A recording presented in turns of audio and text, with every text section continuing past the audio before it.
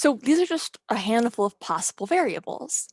Things like access to nutrition, so being able to afford better quality food, having better or more education. Someone who has a higher income is better able to perhaps go to a private school, they're able to pay for college, and basically be able to afford better and more education.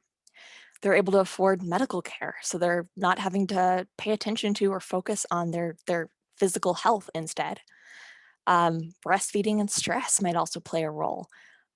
So, basic, like, kind of an overall takeaway is that when you're having a higher income, you don't have to worry about things. You don't have to worry about surviving as much.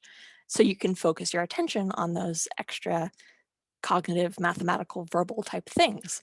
Whereas when you have a lower income, that's not a luxury you have. So there's a lot going on here.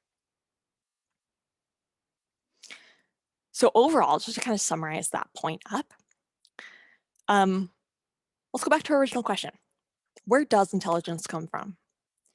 It seems maybe the clearest explanation is that genes and environment both interact. So one idea is that genes might establish a certain range that your IQ is likely to be in.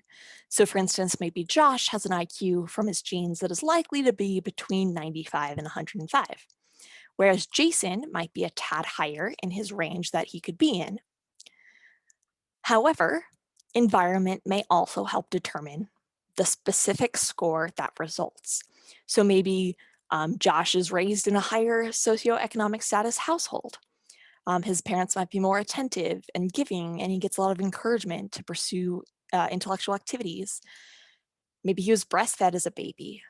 So his IQ might fall a little bit higher than Jason. Let's say Jason has a lower socioeconomic status. His parents are more absent, things like that. His IQ might be a little bit lower.